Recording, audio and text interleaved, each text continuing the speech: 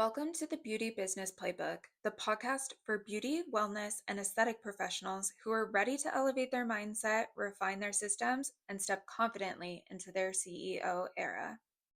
I'm your host, Jess Feldman, spa owner, consultant, and your guide to building a profitable, aligned, and standout business. Let's dive into today's episode.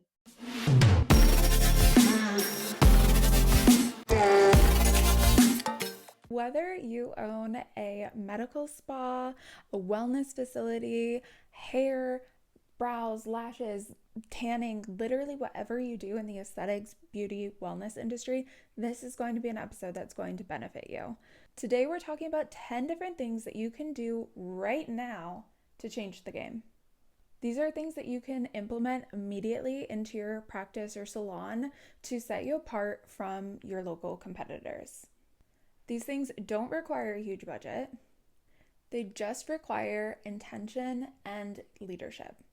Okay, I know this varies from, wherever you might be in the US or outside the US even. If you are in an area where it's oversaturated, med spas and brows, lashes, lymphatic sculpting, like whatever you do, it's popping up on every corner, right? Like there's beauty options for everybody. It seems like on every corner. And I'm in Southern California, so it's pretty easy for us to say that there's literally a new med spa. It feels like popping up every week. Standing out matters because you are in an oversaturated industry. We really do have a lot of options. And again, it matters on where you are, but there are so many options for people to go to. And we really have so much accessibility too, even with TikTok and YouTube and just social media in general. We could go and we shouldn't, but we can go get beauty advice online, right? We can go get product recommendations and try them at home. It doesn't mean that that's the best case scenario and what, especially us as professionals want, but it is so easily accessible now. And we really have to think about how we can stand out in the field. We don't want to get lost in oversaturation. You have to find a way to stand out and to differentiate your practice, your clinic, your hair salon from all the other options that are out there. When you do start to set yourself apart, you start to find your niche. You start to find your target audience. It's a lot clearer, right? This becomes clear to you who your ideal client is. And that aligns then with your messaging. You're able to align your messaging with your clients and really speak to them, right? So when you're marketing, you don't want to be speaking to a general large audience. You want to be speaking to an individual. I want you to shift from getting more clients to the right clients. Okay, so what does being set apart from the competition or your local competitors actually mean? It means that you have an aligned vision. You have a consistent branded experience. So if you are wanting to scale in the future, you already have that foundation. You have that layout. And people will know whether they go to, your spa in Connecticut versus Chicago, they're going to get the same experience. It also means that you have elevated operations. And this is really where that CEO mindset comes into play. Now, I've worked with quite a few med spas in different locations, whether that's California, Florida, Utah, Texas, you name it. And I can always see a complete shift once they really establish their identity, what they want to be known for. And that is how they separate themselves from their local competition. And so today I'm going to break down 10 different things you can implement right now, okay? This is not going to take a bunch of money. It's not going to take a bunch of time to think of. These are things that you can implement in your space today to set you apart. Number one, we're going to go in with the environment upgrades. What does this mean? Are your clients greeted right when they walk in the door? I'm not talking about they walk in the door, they take a couple steps, and then your receptionist looks up from the counter and greets them. I mean the second they walk in the door. They are greeted with a warm smile, eye contact, and better yet, if you remember their name and can actually greet them by name, That is going to make you stand out from the competition already, because I can tell you most people aren't doing that. What does your client get when they walk through the door? Is there a warm towel? Are they offered a beverage, snacks, tea, champagne if you're not doing, things like injectables? What are they greeted with? And when you think about this, I don't want you to think, oh, let's go get a snack pack from Costco and throw them in a bowl at the front. What aligns with your company? Fritos and maybe like a nice wrapped chocolate wafer are not the same thing, right? You want to think about what can we be presenting to our client to really make a difference within just the first few seconds that they walk through the door. Okay, so that's number one, the environment. And there's so many things that can play into that, even like the music that you're using. Are you using branded robes? What are your towels like in the bathroom? Are they like a nice elevated, that like linen-y material for a paper towel? Or is it just your standard stock brown paper towels on the wall, right? So all of this comes into play. Number two is going to be your referral cards. Okay, this is something that I've been implementing in different practices that I'm working with that has seriously made such a huge difference. I want you to think about your typical referral card. Okay, it's a small, usually business size card that has something like refer a friend and you both get 15% off, or whatever the deal may be. How can you elevate that? Okay, so instead of just your generic referral card that everybody else is using, what if we use a gift card? So it is actually a gift card that your client will give to their friend or family, whomever. And when that friend redeems the gift card, they get it credited in their account too.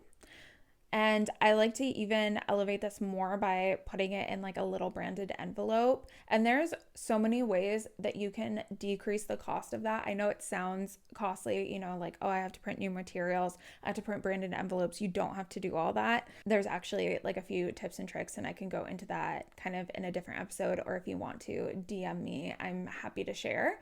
But imagine you go to a spa. Okay, and you're checking out at the front desk, and instead of just a referral card, hey, give this to your friends and you both get 15% off. I'm going to toss that in my bag. I'm probably going to forget about it. Imagine receiving an envelope that has a gift card in it. I feel like I've been given something of value versus just a referral card that everybody gets. You can have a blank space where you can write in what the gift is exactly. So you can do like a free LED therapy with a facial, or whatever you want to write into it. So now I actually have a gift that I can give to someone, and it's not just a referral card that I dug out of the bottom of my bag. Okay, so that's number two, referral card upgrades. Number three is going to be your pre-appointment phone call. I challenge you to call, not just text and confirm appointments. Call all your clients a day or two before and welcome them to your practice or spa or hair studio, whatever you have. Welcome them in. Hi, Sarah. I see that you have your first appointment with us tomorrow. So excited to meet you. Give them a little parking situation rundown, maybe how to find you if it's a little bit difficult. Things to expect at their first appointment. If there's any pre-treatment instructions that are appropriate for that time frame before their appointment, go ahead and give them those instructions too. Maybe what to expect after. See if they have any questions. I can guarantee you right now, because I talk to them, most of your competitors are not doing that. They get the same generic text message, confirmation, and appointment reminder, but they are not actually being called on the phone and welcomed before they even arrive. All right, number four, if it is within your budget, I would really urge you to get some sort of branded something that you use every day. So whether it's a towel, a mirror, something that if your client is taking a picture, that's likely going to be in the picture. So let's say you do massages or lymphatic sculpting. You can get 1 or 2 towels that have your logo so that when you're taking your before and after pictures, you can lay the logo there. You could put a towel underneath that's on their skin, or a disposable chuck or something, and then actually put that branded towel on top. That way you're not buying bulk inventory and spending so much money on something that's branded, but you do get a little bit of, zhuzh or what have you with your photos. Number 5 is something that is so important, and I can't even speak about all of it in this one episode. It would actually be its own episode, and it's something that I do work with clients one-on-one with as well. But that is to ensure that you have a consultation flow that is standardized, right? So if you were to hire somebody, you could easily train them on your consultation flow. If a client comes in and works with, let's say, different nurses at your practice, they're getting the same consultation and the same experience. This is so important. There are so many practices and beauty businesses, wellness clinics out there that don't have their standardized consultations in place. That becomes messy to the client, especially if they're sending their friends there. Oh, it's so great. They had a fantastic consultation, and then they get a different nurse, and maybe it's a quick, just typing on the computer, not really making eye contact. That's not the elevated experience that I'm sure you're imagining for every client that walks through the door. Number 6 is to send appointment thank yous and check-ins the following day. Do not wait 2 days, 3 days, a week later. Even if it's something like Botox where you would normally have them come in 2 weeks later, that's fine. Have them come in 2 weeks later. But the following day, just check in with them. See if there's any questions that they had, especially if it's their first time. If it's somebody's first time getting injectable treatments or something that might be a little bit more scary, definitely check in with them. See how they're doing. See how they liked the experience. Bonus points if you write a handwritten card. Now, I know this is a lot, but it is an idea for a way to set you apart because most people are not doing this. Okay, number 7, again, is a pretty big one, and I can make an entire episode just on this alone. I want you to really identify and promote your unique genius, okay? Most clinics, most practices, most beauty salons want to say that they can cater to everybody, and that's just simply not the case. Things start to align when you identify what that unique genius is. You identify your ideal client, what their values are, and you learn how to speak to them. I want you to think about what yours is. Think about, is it specific enough? Do I need to restructure and get more specific? Because that right there can set you apart more than you know. When you work from a place where you understand what your unique genius is, all of your decisions and marketing and business and bringing on any new treatments, whatever it might be, they become strategic instead of reactive. And that is huge. Number 8, you actually are kind of already doing right now, and that's to continue investing in your education. Continue investing in yourself, whether that means paying for a class, paying for a expo, convention, whatever it might be, or simply tuning into a podcast every day or as much as you can. I have a rule for myself when I'm leaving the house for the first time, especially if I'm on my way to work or whatever, I have to be listening to a podcast that is either industry specific or just in general is for growth mindset. So I only listen to music in my car when I'm actually on my way home. Otherwise, I have a podcast going. So just remember to stay ahead, not behind. There are so many free resources out there. Consume. As a business owner, you need to constantly be consuming, but make sure that, of course, you're consuming the right content that aligns with your brand and your vision. Find TikTokers and social media gurus and whoever you need to listen to that inspires you, that makes you feel good about what it is that you're doing in your community with your business, and gives you tips and ideas and keeps that blood flow going in your brain. You need that. CEOs thrive off of that. And the industry, we know the beauty industry is constantly evolving and changing, and we have to be on top of all of that. So invest, not just financially, but invest through your time, your effort. All right, number 9 is a little bit more marketing vibe here, but use storytelling in your content.